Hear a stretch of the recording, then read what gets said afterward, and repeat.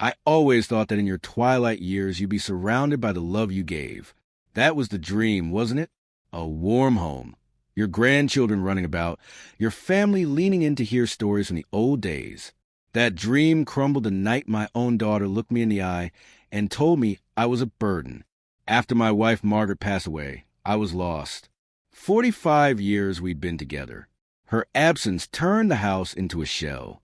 That's when my daughter Claire stepped in. "Come live with us, Dad," she'd said, her voice soft over the phone. The kids would love to have their granddad around. I hesitated at first, but loneliness does strange things. I sold the small home Margaret and I had shared and moved into Claire's semi-detached house in Manchester. She lived there with her husband, Daniel, and their 2 kids, Liam, who was 9, and Sophie, who had just turned 6. At the beginning, everything felt right. Liam would run to me with his football, and Sophie insisted I tuck her in every night. Claire seemed glad to have me, and Daniel, quiet but polite, never made me feel out of place. But comfort has an expiry date, doesn't it? It began subtly. Claire started sighing when I'd ask for help with the remote. I'd hear hushed voices behind closed doors. He left the gas on again, or I can't even relax in my own living room. One morning, she moved my armchair out of the lounge and into the conservatory for better light, she said. But I knew what it meant. I was slowly being pushed out of their life inch by inch. Still, I tried to stay useful. I'd pick the kids up from school, make tea, fold laundry, but no matter what I did, I seemed to be in the way. And then came that dinner. It was a Friday. Claire always liked to do a family dinner on Fridays. Roast lamb, Yorkshire puddings, proper British fare. I reached across the table to pass the gravy when Claire snapped. "Can you not just wait, Dad?" Every single time. I froze. Even the children stopped eating. "I was just handing the gravy," I said, but she didn't stop. "You're always just doing something. Always needing attention. Always in the way." I'm exhausted. I have a full-time job, 2 kids, a husband, and now I have to babysit my father, too. Daniel stayed quiet. He looked down at his plate, as if he'd memorized every piece of mashed potato on it. "Claire," I whispered, my voice trembling. And then came the final blow. "You're a burden to this family, Dad. A complete burden. Go away." Silence fell across the table. Sophie's eyes filled with tears. Liam looked angry but confused.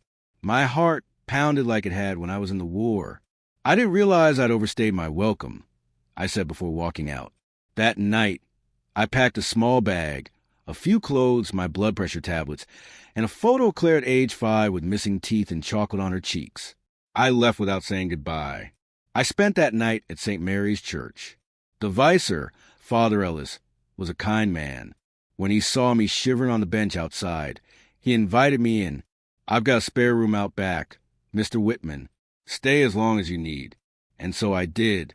Days turned into weeks. I started helping around the church, cleaning pews, sorting food for the homeless pantry, chatting with elderly visitors who felt just as forgotten as I did. The community gave me what my own family hadn't: purpose. A young lad named Kieran would visit every Saturday for reading lessons. "Do you think I'm thick, Granddad?" he asked once. I smiled. "Not thick, just waiting for the right story." One day, a woman came in with her daughter. "That's George. Father Ellis told her. He's our resident storyteller."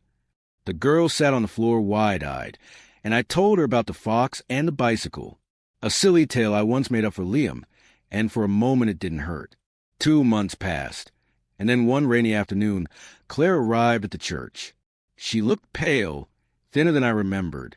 Her eyes darted around nervously until they landed on me. "Dad," she said, "I put down the hymn book I was arranging." She walked closer. "I've been looking for you everywhere. We were so worried." I said nothing. The rain tapped gently on the windows behind us. "I didn't mean what I said," she continued, voice cracking. "I was stressed, overwhelmed. You didn't deserve that." "I was hurt, Claire," I said, "but I suppose you already know that." She nodded, biting her lip. "The kids miss you terribly." Liam cried for days. "Sophie asks if you're coming to her birthday." I sighed. I found peace here. I found people who need me, not out of obligation, out of choice. She reached for my hand. Can we try again, Dad? Please come home. I looked at her long and hard. I can visit, I said last. I'll see the kids, tell them stories. But I won't move back. I won't go where I'm not wanted. Not again. She began to cry. I understand. Before she left, she hugged me tighter than she had in years. That Sunday, Liam and Sophie ran into the church like a storm of giggles. I was waiting with a biscuit tin and my old storybook. Granddad, they shouted, wrapping themselves around me. And I realized sometimes love isn't about being under one roof. Sometimes it's about knowing where your heart still matters. Moral of the story, even when your own family forgets your worth, never forget it yourself. Your value doesn't disappear because someone else fails to see it. You are not a burden. You are a blessing.